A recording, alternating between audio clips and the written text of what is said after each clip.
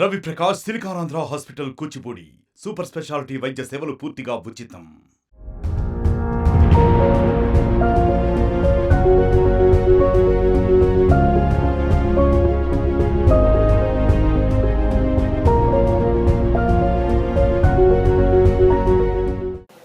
మంత్రిగా బాధ్యతలు స్వీకరించాక శాఖల ప్రచారణపై దృష్టి పెట్టారు. అందులో భాగంగా ఇప్పటికే శాఖల వారీగా సమీక్షలు నిర్వహించేందుకు సన్నద్ధమవుతున్నటువంటి రవాణా, క్రీడల, యువజన శాఖ మంత్రి మంటిపల్లి రామప్రసాద్ రెడ్డి మనతో పాటు ఉన్నారు. అన్న, ముందుగా మీకు నమస్కారం. నమస్తే. అందులో ఇంకోటి ఏంటంటే, చిత్తూరు, తిరుపతి జిల్లాలకు కూడా మీరే ఇన్ఛార్జి మినిస్టర్గా నియమిస్తున్నారన్నటువంటి విషయం కూడా తెలిసి దానికి ముందుగా మీకు ప్రత్యేక కృతజ్ఞతలు. అలా చెప్పండి, అసలు ఇప్పటికే మీరు బాధ్యతలు తీసుకున్నారు. అటు రవాణా శాఖ కావచ్చు, క్రీడలు కావచ్చు, యువజన శాఖలపైన ఎలాంటి ప్రచారణ చేయబోతున్నారు? తప్పకుండా గత ప్రభుత్వంలో 5 సంవత్సరాల్లో ఏ శాఖల్లో అవినీతి జరిగిందో, ఏ శాఖలు అసంపూర్ణంగా పరిపాలన పరంగా ఈ రాష్ట్రంలో ప్రజలకు సేవలు అందించలేదో అవన్నీ ప్రక్షాళన దిశగా ఈ రాష్ట్రంలో ప్రయాణిస్తున్నాయి. మేము ఒకటే చెప్తున్నాం, ఈ ప్రభుత్వంలో ప్రజలకు మంచి జరిగే విధంగా ఏ కార్యక్రమాలు చేపడితే మంచి జరుగుతుందో అవి చేపట్టేదానికి మా క్యాబినెట్ అయితేనే మా ముఖ్యమంత్రి వర్యులు పనిచేస్తూ ఉన్నారు. ముఖ్యంగా గత 5 సంవత్సరాల్లో పేద ప్రజలు అనే వాళ్లకు ఏ విధమైన సౌకర్యం కల్పించిన పాపాన్ని ప్రభుత్వం పోలేదు. రేపు రాబోయే కాలంలో ప్రజల దగ్గరికి పరిపాలన తీసుకొని పోతాం. శాఖల పరంగా అయితే ఒకటే చెప్తున్నా, నేను ఈరోజు మంత్రిగా చేపట్టిన తర్వాత సుమారు 2 వారాలు అయింది. ట్రాన్స్పోర్ట్ మినిస్టర్గా అయితేనేం, స్పోర్ట్స్ అయితేనేం, యూజన్ సర్వీసులు అయితేనేం, నా శాఖల్లో ఉన్న ఏ విషయాన్నైనా ప్రజలైతేనేం అధికారులు మా దృష్టికి తీసుకొని వస్తుంటే అప్పటికే స్పందిస్తున్నా. రేపు ప్రజలకు నాణ్యమైన సేవలు అందించే విధంగా ఏ ప్రయత్నాలు చేపట్టాలో అది చేపట్టేదానికి కూడా శాఖాపరంగా సిద్ధంగా ఉన్నాం. రవాణా శాఖలో పెద్ద ఎత్తున అవినీతి జరుగుతుందన్నటువంటి ఆరోపణలు బలంగా అనిపిస్తున్నాయి. ఎందుకంటే ఎవరు ఆ ట్రాన్స్పోర్ట్ ఆఫీస్కి వెళ్ళినా కూడా లంచం లేని పని జరగని పరిస్థితి. ఇలాంటి పరిస్థితి నేపథ్యంలో ఆ శాఖ పైన ఏమైనా ప్రత్యేకమైన దృష్టి సారించి అలాంటి అవినీతి అధికారుల పైన ఏమైనా చర్యలు తీసుకునే అవకాశాలు ఏమైనా ఉన్నాయి? ఈరోజు కాదు కానివ్వండి, ఎప్పటి నుంచో రవాణా శాఖ అంటే ఒక ప్రజల్లోనైతేనే బయట ఒక చెడ్డ పేరుంది. ఇప్పుడు మేమైతే ఒకటే చెప్తున్నాం, నారా చంద్రబాబు నాయుడు గారు ముఖ్యమంత్రి అయిన తర్వాత ఇది 4వసారి రాష్ట్రంలో ప్రభుత్వం ఏర్పాటు చేయడం. ప్రజల పక్షాన్ని ప్రభుత్వం ఉంది. శాఖాపరంగా అధికారులు అయితేనేం, దాంట్లో పనిచేస్తున్న ఎవరైనా కూడా అవినీతికి పాల్పడైతే మాత్రం ఊచలు లెక్కబట్టే రోజులు ఉంటాయి. తప్పకుండా మా దృష్టికి ఏ సమస్య వచ్చినా కూడా ప్రజలకు సంబంధించి అవి మేము యాక్షన్ తీసుకునే దానికైతే సిద్ధంగా ఉన్నాం.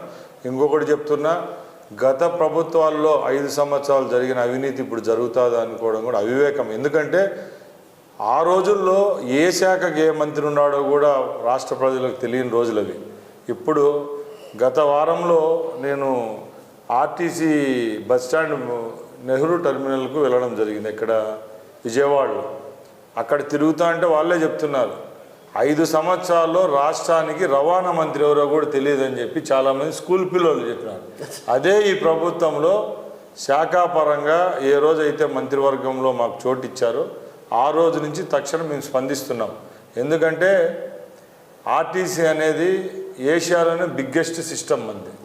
అలాంటి శాఖలో అవినీతి అనేది మామూలే, కింద స్థాయిలో పై స్థాయిలో ఇంతో అంత ఉండొచ్చు, కానీ అందరూ అవినీతి పనులు అనుకోవడం కూడా అవివేకం. మేమైతే తక్షణము చర్యలు తీసుకుంటామని చెప్పాము, కానీ రాబోయే కాలంలో అయితే ట్రాన్స్పరెన్సీగా 100% ప్రజల పక్షాన్ని నిలబడి పనిచేసేదానికైతే సిద్ధంగా ఉన్నాం. నా రవాణా శాఖకు సంబంధించి ఏదైతే ఆర్టీసీకి సంబంధించినటువంటి వాటి ప్రధానంగా కోట్ల రూపాయలు విలువ చేసే స్థలాలన్నీ కూడా లీజు పేరిట చేసుకోవాలంటే ఒక ఆరోపణ బలంగా ఉంది. సో మీరు తిరిగి వాటిని ఏమన్నా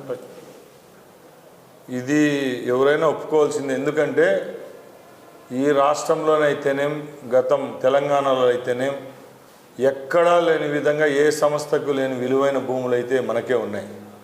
ఆ భూములను కాపాడుకోవడం మన కర్తవ్యం. గత 5 సంవత్సరాల్లో టోటల్గా వైఎస్ఆర్సీపీ ప్రభుత్వం అధికారంలోకి వచ్చిన తర్వాత వందలాది ఎకరాలు భూములను వాళ్ళ అనుయాయులకు 33 సంవత్సరాలకు లీజులకు ఇవ్వడం జరిగింది. మేము తప్పకుండా వచ్చే సమయంలో అయితే హై పవర్ కమిటీ వేసి ఎక్కడెక్కడ ఈ భూములు కేటాయించారో, ఏ విధంగా ఆ అగ్రిమెంట్లు జరిగాయో సమీక్షించుకుంటాం. ఎవరైతే అక్రమార్కులు ఉన్నారో, దీంట్లో భూములు కాజేశారో వాళ్ళ దగ్గర నుంచి మరొకసారి ప్రభుత్వం వెనక్కి తీసుకునేదానికి కూడా వెనకాడదు. ప్రజల భూములు కాబట్టి ప్రజలకే దక్కుతాయి. అంతేగాని అప్పుడు చేసిన తప్పులను ఇప్పుడు ఒప్పులుగా అయితే కావు. కాబట్టి తప్పకుండా ఆ భూములు వెనక్కి తీసుకునేదానికి ఏపీఎస్ఆర్టీసీ రవాణా శాఖ మా ప్రభుత్వం అయితే ముందుకెళ్తుంది. అన్న, కడప సంబంధించి జిల్లా కేంద్రం అది. ఆ జిల్లా కేంద్రంలో ఉన్నటువంటి గ్యారేజీ వ్యవస్థ చాలా దారుణం. ఎందుకంటే మోకాటు లోతు నీళ్లు, నడుముల లోతు నీళ్లు ప్రవహిస్తుంటే కూడా అక్కడే వాళ్ళు రిపేర్ చేయాల్సినటువంటి పరిస్థితి. ఒక రకంగా పరికరాలు కూడా తుప్పిపట్టే పరిస్థితి. ఇలాంటి పరిస్థితి నేపథ్యంలో ఆ దిశగా ఏమన్నా అంటే అక్కడ ఉన్నటువంటి గ్యారేజీకి కొంచెం ఏదైనా మరో చోట తరలించే అవకాశాలు ఏమైనా ఉన్నాయి? అదే ప్రాంతంలో ఏమన్నా మరమ్మతులు చేసేదానికి అవకాశం? ముఖ్యంగా గత 5 సంవత్సరాలు సంక్షేమం అనే ముసుగులో అభివృద్ధిని పక్కన పెట్టినారు ఆ ప్రభుత్వం. కేవలం సంక్షేమ ఫలాలు ఇచ్చేదానికి 1వ తేదీ బటన్ వస్తానని చెప్పి ప్రజలను మభ్యపెట్టి ఏవైతే రాబోయే కాలానికి చేయాలో అవన్నీ పక్కన పెట్టినారు. కాబట్టి మేము ఒకటే చెప్తున్నాం, ఈరోజు సంక్షేమం అభివృద్ధి 2 కళ్ళు ఈ రాష్ట్ర ప్రభుత్వానికి. ఎక్కడెక్కడైతే ఏ సంస్థలు అయితే గత 5 సంవత్సరాలు నిర్వీర్యమైనాయో, దాంట్లో ముఖ్యంగా మీరు చెప్పినట్టు ఏపీఎస్ఆర్టీసీ కూడా ఒకటి. కాబట్టి ఈ బస్సులు కొనే విషయం అయితేనే, పాత బస్సులు రిపేర్ చేసి ఇచ్చే విషయంలో ఏపీఎస్ఆర్టీసీ మేము తప్పకుండా పనిచేసేదానికి సిద్ధంగా ఉన్నాం. గత వారం నుంచి కూడా దాని మీద ఒక యాక్షన్ ప్లాన్ చేయమని చెప్పి మా ఈడీలందరికీ మేము చెప్పడం జరిగింది. కార్మికులకు ఏ విధమైన అసౌకర్యం లేకుండా వాళ్ళు మంచిగా ఉండి బస్సులను రోడ్డు పైన ఫిట్గా పంపిస్తేనే కాబట్టి ఈ యాక్సిడెంట్ జరగకుండా ఉంటాయి. కాబట్టి ఆ దిశగా అయితే ముందుకెళ్తాం. ప్రయాణికుడు, కార్మికుడు 2 కళ్ళని ముందు నుంచి మేము చెప్తా ఉన్నాం. కాబట్టి ఏ విధమైన సమస్యలు లేకుండా నెక్స్ట్ 1 ఇయర్లోనే టోటల్గా ఏపీఎస్ఆర్టీసీకి ఏ విధమైన న్యాయం జరగాలో ఆ విధంగా ముందుకు తీసుకొని వెళ్ళేదని మేము సిద్ధంగా ఉన్నాం. అన్న, ఆర్టీసీ కార్మికులు ఎవరైతే ఉన్నారో, కండక్టర్లు, వీళ్ళందరినీ కూడా ప్రభుత్వంలోకి విలీనం చేశారు. అయితే ఈ నేపథ్యంలో అక్కడ ఉన్నటువంటి వాళ్ళ ప్రధాన సమస్యలు పరిష్కారానికి నోచుకునే పరిస్థితి. ఒక రకంగా రిటైర్డ్ అయితే పీఎఫ్ వంటి ఏవైతే సౌకర్యాలు ఉన్నాయో అవి రాని పరిస్థితి, పెన్షన్ వంటి సౌకర్యాలు. సో మీరేమైనా ఈ విషయాన్ని చంద్రబాబు దృష్టికి తీసుకెళ్లి పరిష్కరించే అవకాశం ఉంది? ఇది చంద్రబాబు నాయుడు గారికి తెలియని విషయం ఏం కాదండి. ఎందుకంటే 2019లో జగన్మోహన్ రెడ్డి పాదయాత్రలో వందలాది కాదు, వేలాది కాదు, లక్షలాది మంది కుటుంబాలు ఉన్న ఏపీఎస్ఆర్టీసీకి సంబంధించి విలీన ప్రక్రియని నేను పూర్తి చేస్తానని చెప్పడం జరిగింది. ఆయన పదవిలోకి వచ్చిన తర్వాత ఏపీఎస్ఆర్టీసీని తీసుకొని వచ్చి రాష్ట్ర ప్రభుత్వం విలీనం చేసినాడు. చేయడం కూడా అర్థంగా చేసినాడు. 50% విలీనమైంది, 50% వదిలేశాడు. ఎప్పుడైనా ఏ శాఖనైనా పూర్తిగా ఒకరి కింద ఉంటే అది సమంజసంగా పనిచేస్తుంది. ఈరోజు ఏపీఎస్ఆర్టీసీ కార్మికులకైతేనేమి, యాజమాన్యానికైతే జీతభత్యాలు చెల్లిస్తా అనేది వచ్చి రాష్ట్ర ప్రభుత్వం. ఏపీఎస్ఆర్టీసీ ఈరోజు ప్రయాణికులకు సౌకర్యాలు కానీ ట్రాన్స్పోర్టేషన్ ఇస్తా అనేది వచ్చి కార్పొరేషన్ కింద ఉంది. మేము ఒకటే చెప్తున్నాం, ఆయన ఆ రోజు చేసిన తప్పే మేము చేయదలుచుకోలేదు. రాబోయే కాలంలో తప్పకుండా 100% ఆర్టీసీని తీసుకొని వచ్చి రాష్ట్ర ప్రభుత్వం కింద విలీనం చేసుకునేదానికి ఈ ప్రభుత్వం చర్యలు తీసుకుంటుంది. అంటే పెన్షన్ సౌకర్యం కూడా కల్పిస్తారు. మీకు అందరికీ తెలుసు, అడగకుండానే 62 సంవత్సరాలు చేసేసినాడు ఉద్యోగస్తులకు.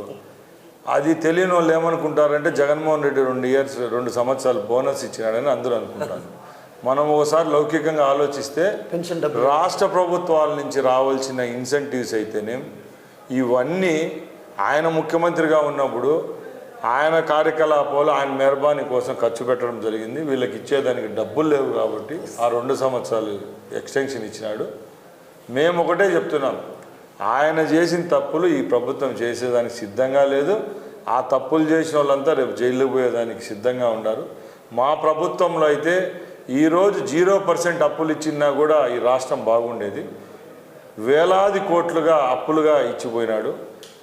చంద్రబాబు నాయుడు గారి నాయకత్వం మీద రాష్ట్ర ప్రజలకు నమ్మకం ఉంది. కాబట్టి రేపు రాబోయే 3 రోజుల్లోనే, 3 రోజులు కూడా 2 రోజులు ఏమో ఉన్నట్టుంది, 1వ తేదీనే ఆయన యొక్క నాయకత్వం గురించి మీ అందరికీ తెలుస్తుంది. ఎందుకంటే మైనస్లో రాష్ట్ర ప్రభుత్వాన్ని వదిలిపోతే రేపు 1వ తేదీ 4,000 కోట్లతో పెన్షన్ ఇచ్చేదానికి రాష్ట్ర ప్రభుత్వం సిద్ధంగా ఉంది ఈరోజు. అలాగే జీతభత్యాలు ఆ రోజు వచ్చే విధంగా కాకుండా ఏ మాట అయితే ఇచ్చామో ఆ మాట పరంగా 1-2 తారీఖుల్లో ఈ రాష్ట్ర ప్రభుత్వం చెల్లించేదానికి సిద్ధంగా ఉందంటే మీరు అందరూ అర్థం చేసుకోవాలి. ఈ రాష్ట్రాన్ని మైనస్లో ఇచ్చినాడు ఆ ప్రబుద్ధుడైతే, ఈరోజు ప్రజలైతేనే ఉద్యోగస్తులకైతే నేను ఉంటానని చెప్పి ఏ హామీలు ఇచ్చాడో అవి నెరవేర్చేదానికి రేపు 1వ తేదీనే సిద్ధంగా ఉంది ఈ రాష్ట్ర ప్రభుత్వం.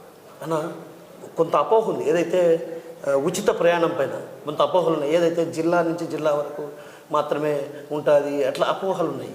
సో ఇవన్నీ తొలగిపోవాలంటే ఎన్ని రోజులు సమయం పట్టచ్చు? మంచి క్వశ్చన్ అడిగారండి.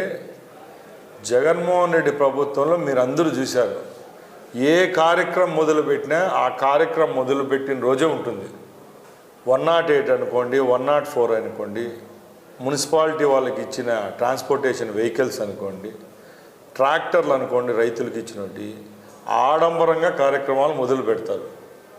ఎక్కడో కుప్పం నుంచో, శ్రీకాకుళం నుంచో, కర్నూలు నుంచో ఇవన్నీ తీసుకొని పోయి బెంజ్ సర్కిల్ మీద అన్ని బండ్లు పెట్టేసి ముఖ్యమంత్రి జెండా ఊపి ప్రారంభిస్తాడు. అదే ఫస్ట్ రోజు, అదే చివరి రోజు. ఆయన ప్రభుత్వం లక్ష్యం అది, అంతే. అంటే 365 రోజుల్లో ఒకే రోజు, అంతే. మేము ఒకటే చెప్తున్నాం, ఎక్కడ ఆడంబరం ఉండదు. ఏ కార్యక్రమం మొదలుపెట్టినా కూడా 365 రోజులు ప్రజలకు అందించే విధంగా మేము ముందుకెళ్తాం. మీరు అడిగిన క్వశ్చన్కి కూడా నేను ఆన్సర్ చెప్తున్నా. మన పొరుగు రాష్ట్రాలైన తమిళనాడు అయితేనేం, కర్ణాటక అయితేనేం, తెలంగాణలో ఆ రాష్ట్ర ప్రభుత్వాలు ఎన్నికల్లో ఇచ్చిన హామీ విధంగానే ఈరోజు ఫ్రీ ట్రాన్స్పోర్టేషన్ మహిళలకు ఇస్తూ ఉన్నారు. మేము ఈ రాష్ట్రంలో ఆ పథకాన్ని ప్రవేశపెట్టే రోజుడికి ఎక్కడ ఏ విధమైన లోటుపాట్లు లేకుండా, ప్రయాణికులకు ఏ విధమైన సమస్య లేకుండా అవి తీసుకొని పోయేదానికి ఒక కమిటీ వేసుకుంటున్నాం. ఈ 3 రాష్ట్రాల్లో పర్యటించి అక్కడ ఏమైనా తప్పొప్పులు జరిగింటే తప్పకుండా అవి సమీక్షించుకొని మన రాష్ట్రంలో ఇంప్లిమెంట్ చేసే రోజుడికి 100% ట్రాన్స్పరెన్సీతో పనిచేసిందని మేము ముందుకెళ్తాం. అన్న ఇప్పుడు స్పోర్ట్స్ గురించి చెప్తున్నా. ప్రధానంగా స్పోర్ట్స్కి సంబంధించి వేల కోట్ల రూపాయల నిధులు మంజూరు చేసి ఇప్పటికీ కూడా అక్కడ ప్రతి నియోజకవర్గంలో ఒక స్టేడియంలు ఏర్పాటు చేశారు. ఆ స్టేడియంలు కావచ్చు, అదేవిధంగా స్పోర్ట్స్కి సంబంధించి ఇప్పటికీ కూడా కొన్ని చోట్ల పూర్తిగా పరిస్థితి. వీటిపైన మనం ప్రత్యేకమైన దృష్టి సారించబోతున్నారా? మేము ఒకటే చెప్తున్నాం, గత ప్రభుత్వంలో ఎందరో పేద విద్యార్థుల యొక్క సౌకర్యాల కోసం రాష్ట్ర ప్రభుత్వానికి కేటాయించిన డబ్బు అయితేనేం, కేంద్ర ప్రభుత్వానికి కేటాయించిన డబ్బులు అయితేనేం, ఈ డబ్బులను వాళ్ళ యొక్క లాభాల కోసం, వాళ్ళ యొక్క పార్టీ పబ్లిసిటీ కోసం వాడుకున్న ఘనత ఎవరికైనా దక్కిందంటే గత ప్రభుత్వానికి.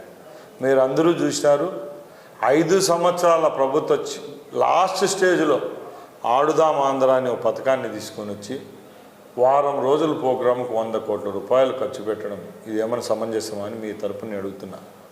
ఎందుకంటే వాళ్ళు అక్కడ ఖర్చు పెట్టిన డబ్బు ఈ రాష్ట్రంలో 175 నియోజకవర్గాల్లో ఖర్చు పెట్టింటే ఎందరో పేద విద్యార్థుల యొక్క మానసిక అలాగే శారీరకంగా వాళ్ళు ముందుకొచ్చే విధంగా పనిచేసి ఉండొచ్చు. మేము ఒకటే చెప్తున్నాం, ఏ శాఖ పరంగా ఏ విధమైన చర్యలు తీసుకుంటే అక్కడ వేస్ట్ అయిన డబ్బులను మరీ వెనక్కి తెప్పించేదానికి పనిచేయాలో మేము పనిచేసేదానికి సిద్ధంగా ఉన్నాం.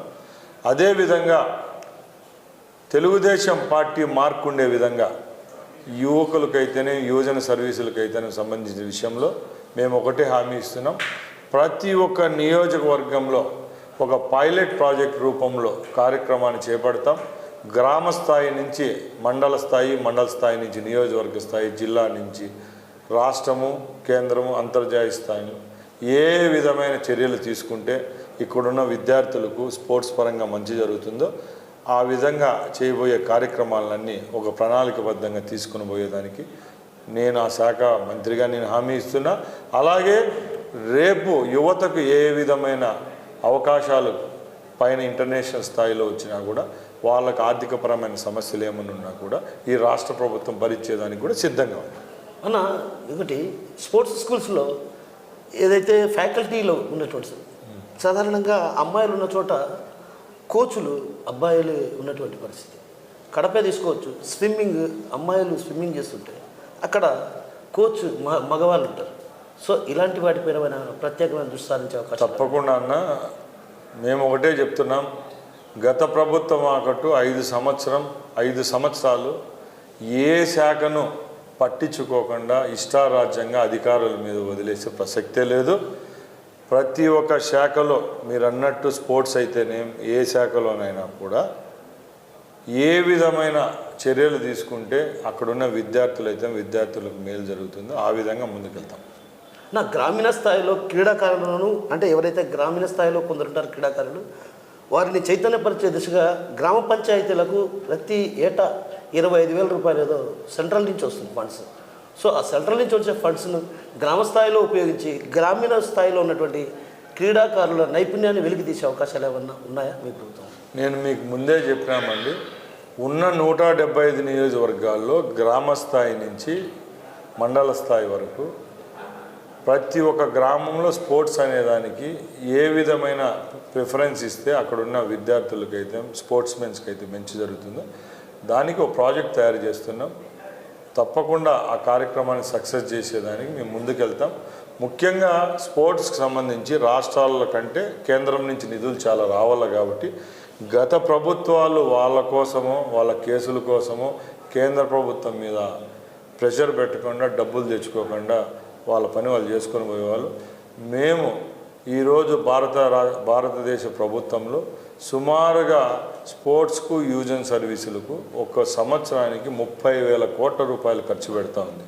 30,000 కోట్లు ఖర్చు పెడతా అంటే ఉండే రాష్ట్రాలు ఎన్నో మీకు తెలుసు, కేంద్ర పాలితాలు మన వాటా ఎంతో కూడా దాంట్లో బాగా తెలిసిపోతుంది. కాబట్టి తప్పకుండా గ్రామ స్థాయి నుంచి రాష్ట్ర స్థాయి వరకు స్టేడియాల విషయానికి వస్తేనే అక్కడ కావాల్సిన ఎక్విప్మెంట్ ఏమైతే అవసరం ఉండదో అవన్నీ నాణ్యమైన దానిని ఏ విధమైన బ్రోకర్ వ్యవస్థ లేకుండా తీసుకొని వచ్చేదానికి ప్రజలకు అందించేదానికి క్రీడాకారులను మేల్కొల్పేదానికి మేము పనిచేస్తాం. నా డిస్ట్రిక్ట్ స్పోర్ట్స్ అథారిటీ ఉంది కదా, దాన్ని ఏమైనా ప్రచారం చేసే దిశగా నేను అడుగులేస్తాను. ఎందుకంటే ఇప్పటికే అక్కడ ఉన్నటువంటి కొన్ని చోట్ల ఏదైతే అమ్మాయిలకు మరుగుదొడ్లు లేని పరిస్థితి, ప్రధానంగా కడప తీసుకోవచ్చు, అదేవిధంగా కొన్ని ప్రాంతాల్లో కూడా అమ్మాయిలు అక్కడికి వెళ్తే టాయిలెట్ లేదు సాధారణంగా. సో ఇలాంటి పరిస్థితులు అంటే 100% అండి. ఒక టాయిలెట్ విషయమే కాదు, ఫీమేల్ కాడ మేల్ ఫ్యాకల్టీ ఉండడం ఇలాంటివన్నీ మా దృష్టికి కూడా వచ్చాయి. అలాంటివి ముందంతా తప్పులు ఎందుకు జరిగాయంటే ఎక్కడా నియంత్రణ అనేది లేదు, జోష్యం అనేది లేదు. ఎంతసేపు వాళ్ళకి ఏ రంగాల మీద కావాలో ఆ రంగాల మీద దృష్టి సాధించినారు. అవి మైన్లు, వైన్లు, శాండ్ అట్లాంటివి చూసుకున్నారు తప్పక సోషల్ వెల్ఫేర్ అయితేనే, బీసీ వెల్ఫేర్ అయితేనే, ఇక్కడ అంగన్వాడీ సెంటర్స్ అయితేనే, గ్రామ స్థాయిలో ఉన్న ప్రైమరీ హెల్త్ సెంటర్స్ అయితేనే ఇలాంటివన్నీ పూర్తిగా నిర్వీర్యం అయిపోయినాయి. ఏ సెంటర్కి వెళ్ళినా కూడా దుర్గంధం, మెడిసిన్స్ లేవంటారు. ఇలాంటి స్పోర్ట్స్ స్కూల్స్కి వెళ్తే కిట్లు లేవు, కేవలం ఉద్యోగస్తులకు జీతాలు ఇస్తాను, వాళ్ళు కుర్చీల్లో కూర్చొని పనుకొని నిద్రపోతుంటారు తప్పక ఏ పని చేయలేదు. తప్పకుండా రాబోయే 1.5 నెలలోనే మీరు చర్యలు చూస్తారు. మేము తీసుకోబోయే చర్యలు ఏ అధికారైనా కూడా ముందు తప్పు చేసింటే వదిలిపెట్టే ప్రసక్తి లేదు. రాబోయే కాలంలో కూడా ఎవరు ఎంత జీతం తీసుకుంటున్నారో ఆ జీతానికి తగిన పని చేయకపోతే ఈ ప్రభుత్వం అయితే చర్యలు తీసుకుంటుంది అన్ని డిపార్ట్మెంట్లలో. ఎందుకంటే చంద్రబాబు నాయుడు గారి గురించి మీకు తెలుసు, గత 14 సంవత్సరాలు ముఖ్యమంత్రిగా ఉన్నప్పుడు ఎవరిని ఇంట్లో కూర్చొని పని చేయించే పరిస్థితులు ఆయన ఉన్నాడు. ఆయనే రోజు 18 గంటలు పనిచేస్తాడు. కాబట్టి ఇప్పుడు కూడా అధికారులు ఇప్పటికైనా తెలుసుకోవాలి. ఎందుకంటే మీరంతా హైబర్నేషన్ పీరియడ్ అంటారు, పడుకొని తిని పనుకునే టైం అయిపోయింది. రాబోయే 5 సంవత్సరాలు మనం ప్రజల కోసం పనిచేయాలి, ప్రజాపక్షంలో ఉండాలి. అన్న ఒక సూటికి వచ్చిన ఒకటి అడుగుతాను, చెప్పండి. ఎందుకన్నా అంత ధైర్యం మంగళ ఘటనలో అక్కడికి పోయి ఛాలెంజ్ చేస్తున్నాడు? అవసరం అంటే కుటుంబం ఉంది కదా, అంత పార్టీ వాళ్ళది ఉంది, అధికారం వాళ్ళు ఉన్నారు, ఏదైనా జరిగితే కుటుంబం ఉందన్నటువంటి ఆలోచన కూడా మీకు కలగలేదా? ఈరోజు మేము ఒకటే చెప్తున్నామండి, సినిమాల్లో వేరే, మనం ఇక్కడ క్షేత్రస్థాయిలో రాజకీయం వేరే. మీ అందరికీ తెలుసు. ఆ రోజు చంద్రబాబు నాయుడు గారు అనుకోండి, రాంప్రసాద్ రెడ్డి అనుకోండి, మేమందరం కూడా ఈ రాయలసీమ గడ్డపైన పుట్టిన వాళ్ళమే. పెద్దిరెడ్డి కానివ్వండి, జగన్మోహన్ రెడ్డి కానివ్వండి, ఎవరైనా కూడా వాళ్ళు ఈ ప్రాంతం వాళ్ళే. ఒకరిని చూసి ఒకరు భయపడే పరిస్థితిలో మేము ఆ రోజు లేము, ఈ రోజు లేము. ఎందుకంటే ఆ రోజు తెలుగుదేశం పార్టీలో క్రియాశీలకంగా మేమున్నాం.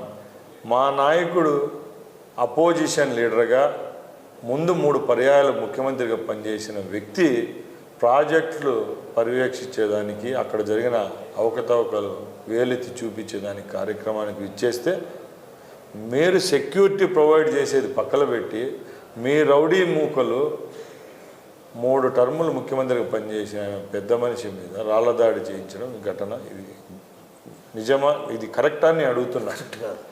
ఇంకొకటి, ఆ రోజు పుంగనూరు ఘటన చాలా దురదృష్టకరం.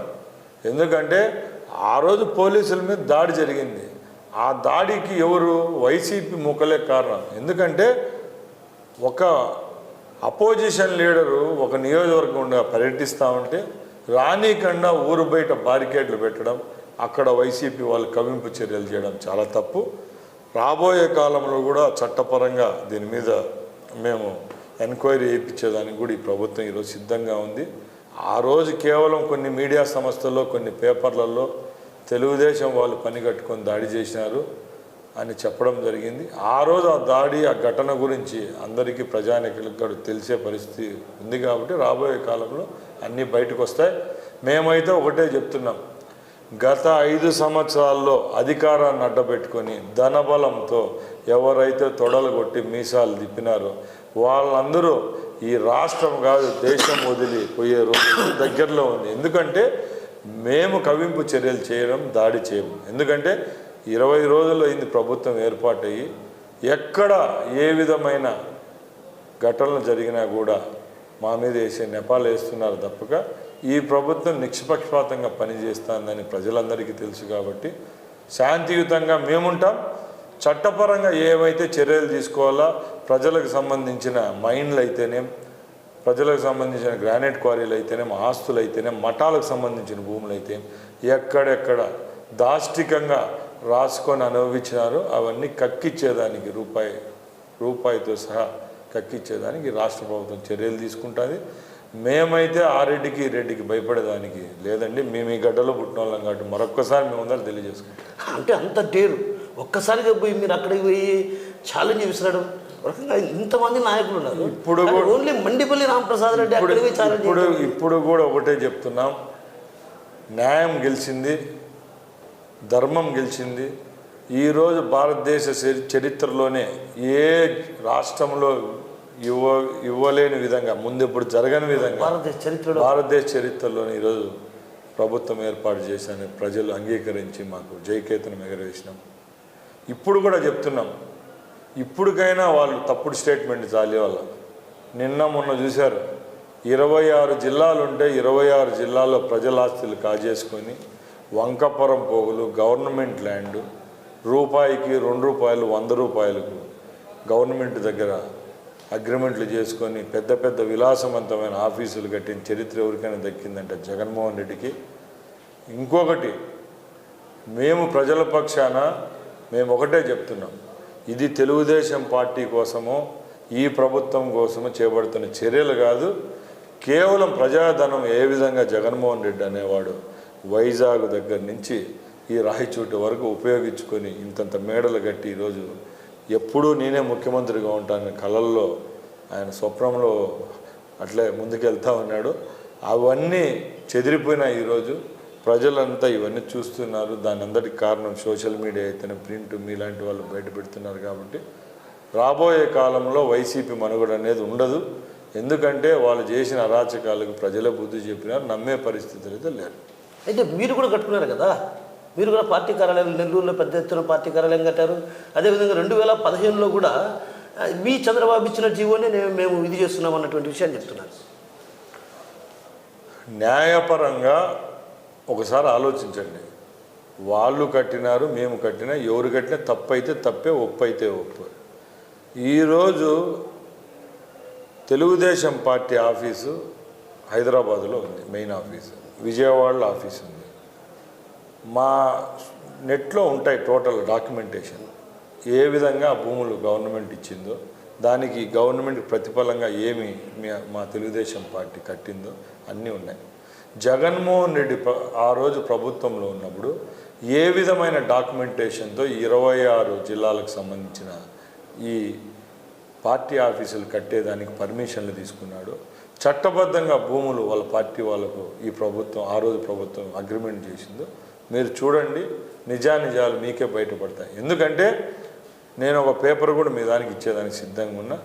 నిన్న ఈ పార్టీ అధ్యక్షునిగా ఈ జిల్లాకి ఎవరైతే కొనసాగుతున్నాడో ఆ వ్యక్తి ఈ తంతంతా పూర్తయిన తర్వాత కూడా ఈ కూడా అప్రూవల్ కోసం నిన్న అప్లికేషన్ పెట్టుకోవడం పేపర్ కూడా మా దగ్గర ఉంది, మీకు ఇచ్చేదాన్ని నేను సిద్ధంగా. అన్న చివరిగా ఒక మాట అడిగేసి క్లోజ్ చేస్తాను అన్న. గతంలో ఏమయ్యేదంటే రవాణా శాఖ మీద ఉన్నటువంటి భారాన్ని అంతా కూడా ప్రజలపై మోపే పరిస్థితి ఉండేది. వాటి కారణంగా సామాన్య మధ్యతరగతి కుటుంబాలు తినడానికి తిండి గింజలు అనిపిస్తుంది. అంటే ఒక రకంగా కందిపప్పు కావచ్చు, ఇతరత్ర నిత్యావసర వస్తువులు కొనుగోలు చేయలేని పరిస్థితి. అలాంటి భారాన్ని తగ్గించే దిశగా ఏమైనా అడుగులు వేయబోతున్నారా? తప్పకుండా. రవాణా శాఖ అనేది కేవలం ధనార్జనకే కాదు, ప్రజలకు మెరుగైన సేవలు అందించేదానికి ముందుకు వస్తుంది. అది కూడా ప్రజలు గ్రహించే రోజులు దగ్గరలో ఉన్నాయి. ఎందుకంటే మా లక్ష్యం ఒకటే, రోడ్డుపైకి వచ్చిన ప్రయాణికుడైతేనే మనిషి అయితేనే మరియు వాళ్ళ గమ్యస్థానానికి చేరుకునే విధంగా పనిచేసేదానికి యాక్సిడెంట్ ఫ్రీ ఆంధ్రప్రదేశ్గా ముందుకు తీసుకుని వెళ్ళడానికి రవాణా శాఖ ఉంది. అలాగే రవాణా శాఖలో ఎవరైతే లంచగొండలు ఉన్నారో కింద స్థాయి నుంచి పై స్థాయి వరకు ప్రజల్ని ఎవరైతే కష్టాలు పాలు చేస్తున్నారో వాళ్ళందరి మీద కూడా ప్రజల దగ్గర నుంచి కంప్లైంట్ వస్తే తప్పకుండా చర్యలు తీసుకునేదానికి రాష్ట్ర ప్రభుత్వం సిద్ధంగా ఉంది. అలాగే రవాణా శాఖలో ముఖ్య మూలస్తంభమైన ఏపీఎస్ఆర్టీసీ అనేది ఒకటి ఉంది. ఈ రాష్ట్రంలో ప్రజల కోసం నష్టాల్లో ఉండే కూడా పనిచేస్తున్న సంస్థ ఏదైనా ఉందంటే అది ఏపీఎస్ఆర్టీసీ. దాంట్లో సమూలమైన మార్పులు తీసుకొని వస్తాం. అక్కడున్న కార్మికులకు భద్రత కావాలి, కార్మికుడు హ్యాపీగా ఉన్న రోజే ప్రయాణికునికి కూడా మంచి జరుగుతుంది. కాబట్టి ఈ చర్యలన్నీ చేపట్టేదానికి ఈ ప్రభుత్వం రాబోయే 5 సంవత్సరాల్లో ఒక పైలట్ ప్రాజెక్టుగా తీసుకొని ముందుకెళ్తాం. అన్న కన్క్లూషన్ కూర్చున్నాను. అన్నమయ్య జిల్లా కేంద్రంగా ఏర్పాటైంది, కానీ ఇక్కడ చూస్తే జిల్లా కేంద్రమే కానీ ఇక్కడ తగిన వనరులు లేవు, తగిన సౌకర్యాలు లేవు. వీటిపైన ఏమైనా ప్రత్యేకమైన దృష్టి సారించబోతున్నారా? ఆ రోజు జగన్మోహన్ రెడ్డి ప్రభుత్వం జిల్లాల ఏర్పాటు కేవలం కంటి తుడుపుగా ఏ జిల్లాల్లో కొత్త నియోజకవర్గాలందరినీ కలుపుకొని ఒక కొత్త జిల్లా కేంద్రం ఏర్పాటు చేయిందో పేరుకు మాత్రమే ఏర్పడినాయి. ఇక్కడున్న మౌలిక వసతులు అయితేనే ఏమేమి ప్రజలకు కావాలో అందుబాటులో రావాల్సిన సంస్థలు అయితేనే రాలేదు. ఏదో అంటారు చూడండి, పేరు గొప్ప ఊర దిబ్బ అని, ఆ విధంగా ఉంది మా రాయచోటి పరిస్థితి. ఇక్కడ జిల్లా హెడ్ క్వార్టర్ ఏర్పాటు చేయడమే తప్పక ఒక్కటి కూడా పర్మనెంట్ స్ట్రక్చర్ ఇక్కడ ఏర్పాటు చేయడం లేదు. ఆ రోజు చంద్రబాబు నాయుడు గారు ముఖ్యమంత్రిగా ఉన్నప్పుడు ఈ రాయచోటి పట్టణంలో ఎక్కడైతే ఆయన కేటాయించిన బిల్డింగులు ఉన్నాయో, మహిళా పాలిటెక్నికల్ కాలేజ్ అయితేనే, మహిళలకు సంబంధించిన కాలేజెస్ అయితేనే, మిగతా ఏమంటే ఐఐటి బిల్డింగ్స్ అయితే ఇటు ఏమేమి పాతకాలంలో ముందు ఆయన ప్రభుత్వంలో ఏర్పాటు చేసినామో ఆ బిల్డింగ్స్నే వీళ్ళు కొంచెం డబ్బులు ఖర్చు పెట్టుకొని ఎస్పీ ఆఫీస్ అంట, కలెక్టరేట్ అనుకుంటా, ఇప్పుడు ఆర్డీఓ బిల్డింగ్ అయితే ఒక అద్దె భవనంలో నడుస్తూ ఉంది. ఇవి చేయడం తప్పగా ఎక్కడ పర్మనెంట్ స్ట్రక్చర్లు అనేవి రాలేదు. ఇంకా ప్రజలకు సంబంధించిన విషయానికి వస్తే జిల్లా కేంద్రం ఏర్పడిన తర్వాత పన్నుల భారం ఎక్కువ అయిపోయింది. ₹1 పన్నును ₹4 అయిపోయింది. శానిటేషన్ అనేది పూర్తిగా ఫెయిల్ అయిపోయింది. అండర్ గ్రౌండ్ డ్రైనేజ్ అని చెప్పి ఒక 200 కోట్ల రూపాయల వరకు ఇక్కడ శాంక్షన్ చేసుకొని అప్పుడున్న ఎమ్మెల్యే గారు అయితేనే కాంట్రాక్టర్లకి తినడం తప్పగా ఎక్కడ మంచి జరగలేదు. ఇంకో విషయం తీసుకొని వస్తున్నాం, జిల్లా కేంద్రం ఏర్పాటైన దానికి ఎవరైనా హర్షించాల్సిందే. ఏర్పడిన తర్వాత ఈ జిల్లా కేంద్రంకు సంబంధించిన ఎక్కడైనా ఏదైనా డెవలప్మెంట్ ప్రోగ్రాం అనేది జరగలేదు. కేవలం శంకుస్థాపనలు, టెంకాయ కొట్టర కార్యక్రమాలు, ఎక్కడైనా సిగ్నళ్లలో కాంట్రాక్టర్ బెనిఫిట్ కోసం సర్కిల్ ఏర్పాటు చేసిన తర్వాత విగ్రహాలు తప్పగా ఈ రాయచోటి టౌన్ అనేది ఎక్కడా డెవలప్ కాలేదు. మేము రేపు రాబోయే కాలంలో ఏ విధంగా చర్యలు చేపడితే రాయచోటి పట్టణంలో రోడ్ల విషయం అయితేనే, డ్రైనేజ్ విషయంలోనైతే, శానిటేషన్ విషయంలోనైతే, ప్రభుత్వ రంగ ఆఫీసులకు స్ట్రక్చర్ల విషయం అయితేనే అవన్నీ మా ముఖ్యమంత్రి దృష్టికి తీసుకొని పోతాం. కొత్త జిల్లాలు తప్పకుండా ఏవైతే ఏర్పడినాయో అన్ని జిల్లాల్లో ఈరోజు ఉన్న ఫెసిలిటీస్ రేపు రాబోయే 5 సంవత్సరాలు వచ్చే ఫెసిలిటీస్ మీరు కూడా చూస్తారు. తప్పకుండా ముందుకు తీసుకొని వెళ్తాం. ఈ కార్యక్రమాలని మీ ముందర తెలియజేసుకున్నాం. సారీ, నాకు ఒక్క క్వశ్చన్ మిస్ అయినా. అడుగుదాం ఆంధ్ర 100 కోట్ల అవినీతి జరిగిందనేది ఒక ఆరోపణ, కానీ రోజా ఏమంటుందంటే 100 కోట్ల అవినీతి జరగలేదంటుంది. దీనిపైన ఏమన్నా మీ విచారణకు ఏమన్నా కమిటీని ఆదేశించారా? ఆడుదామనే ఆంధ్ర అనే దాని పేరులోనే అర్థమైపోయింది మీకు. ఆంధ్ర ఏం ఆడుతుందండి చెప్పండి? ఆడదామని చెప్పిన జగన్మోహన్ రెడ్డి క్లీన్ బౌల్డ్ అయిపోయినాడు. ఇంకా రోజా గారి విషయానికి వస్తే ఎవరైనా దొంగ దగ్గరికి పోయి దొంగ అంటే వాళ్ళు ఒప్పుకుంటారు చెప్పండి? ఆ శాఖకు మంత్రిగా ఉండింది ఆమె. ఇంకా ఆ శాప్ అనేది కూడా వాళ్ళ చేతుల్లోనే ఉంది. ఇక రాష్ట్ర ప్రభుత్వంకి సంబంధించిన వ్యక్తి చైర్మన్గా ఉన్నాడు. నిధులు ఏవైతే రిలీజ్ అయినాయో అందరికీ తెలుసు, గుత్తేదారులు ఎవరున్నారు. చిన్న పాలు కాడి నుంచి స్టంపు నుంచి పైన అక్కడ పెట్టిన భోజనాల కాడి నుంచి అన్ని అవకతవకలు జరిగినాయి. ఎలక్షన్ స్టంట్గా ఆ కార్యక్రమం చేపట్టడం తప్పక ఏ విధమైన డెవలప్మెంట్ ప్రోగ్రాం అది కాదు. అలాగే విద్యార్థుల యొక్క రక్తం కూడా తిన్నారు ఆ డబ్బుతో. ఎందుకంటే అదే డబ్బులు ఖర్చు పెట్టింటే ఈ రాష్ట్రంలో ఉన్న 175 నియోజకవర్గాల్లో ఎన్నో సౌకర్యాలు కల్పించేదానికి కూడా వెసులుబాటు ఉండేది. అది కూడా చేయకుండా డబ్బులు తినేసి ఈరోజు మళ్ళా మీడియా ముందరకు వచ్చేసి మేము డబ్బులు తినలేదంటున్నారు. తప్పకుండా ఎవరు చేసినా తప్పే కాబట్టి మా శాఖ అయితేనేం రాష్ట్ర ప్రభుత్వం అయితేనేం ఆడుదాం ఆంధ్ర అనే స్కీమ్ అయితే ఏదైతే పెట్టి డబ్బులు దొబ్బేశారో దాని మీద ఎంక్వైరీ చేస్తున్నాం. తప్పకుండా దాంట్లో మంత్రులు ఉన్నా ప్రైవేట్ ఏజెన్సీలు ఎవరన్నా ఉండి దీంట్లో పార్టిసిపేట్ చేసి ప్రజల డబ్బు తిన్నా కూడా తప్పకుండా చట్టపరంగా చర్యలు అయితే తీసుకుంటాం. థ్యాంక్ యూ అండి. నమస్తే. సో మొత్తం మీద రవాణా శాఖలో భారీ స్థాయిలో ప్రచారణ చేపట్టబోతున్నాం. ఎందుకంటే ఆర్టీసీ సంస్థ, ఆర్టీసీ కార్మికులు కావచ్చు, అదేవిధంగా ఇతరత్ర వారి భద్రత ఎంత ముఖ్యమో ప్రజల ఆరోగ్యం, ప్రజల భద్రత కూడా అంతే ముఖ్యం. ఆ దిశగా కూడా అడుగులు వేయబోతున్నాం. గత ప్రభుత్వం ఏదైతే శాండ్ ల్యాండ్ మాఫియా రాజ్యమేలింది, ఇప్పుడు అలాంటి పరిస్థితి లేదు. ఎందుకంటే రాబోయే రోజుల్లో ఖచ్చితంగా మీరే చూస్తారు రాష్ట్ర ప్రభుత్వం ఎలాంటి పాలన అందించబోతున్నటువంటి విషయాన్ని చెప్తుంటే, మరోవైపు అంగళ్ళలో జరిగినటువంటి ఘటన కావచ్చు, పొంగనూరు ఘటనలో తాను వేగంగా స్పందించడానికి ప్రధాన కారణం ఎవరైనా అక్కడికి ఒక ప్రధాన ప్రతిపక్ష నేత వస్తే ఆదరించాల్సినటువంటి పాలకపక్షం అలా కాకుండా ఉసిగొల్పి ఘర్షణకు దారి తీయడం వంటి పరిణామాల నేపథ్యంలో తాను వేగంగా స్పందించాల్సి వచ్చింది. అయితే రానున్న రోజుల్లో ఖచ్చితంగా రవాణా శాఖ కావచ్చు, అదేవిధంగా క్రీడా శాఖలో కూడా భారీ ఎత్తులో అవినీతి అక్రమాలు జరిగాయి. వాటిపైన ప్రత్యేకమైన దృష్టి సారించి, అదేవిధంగా క్రీడాకారులకు సంబంధించి ప్రత్యేకంగా గ్రామీణ ప్రాంతాల్లో క్రీడాకారులను ఉత్తేజపరిచి వారి నైపుణ్యతను వెలికి తీసే దిశగా కూడా అడుగులు వేస్తామన్నటువంటి విషయాన్ని స్పష్టం చేస్తున్నారు. మనతో పాటు ఉన్నటువంటి రాంప్రసాద్ రెడ్డి గారు. కెమెరా పర్సన్ హరితో కిషోర్, RTV రాయచోట్ నుంచి. మరిన్ని వీడియోస్ కోసం ఛానల్ ని సబ్స్క్రైబ్ చేయండి. లేటెస్ట్ అప్డేట్స్ కోసం వాట్సాప్ ఛానల్ ని ఫాలో చేయండి. అండ్ లింక్ డిస్క్రిప్షన్ లో ఉంది.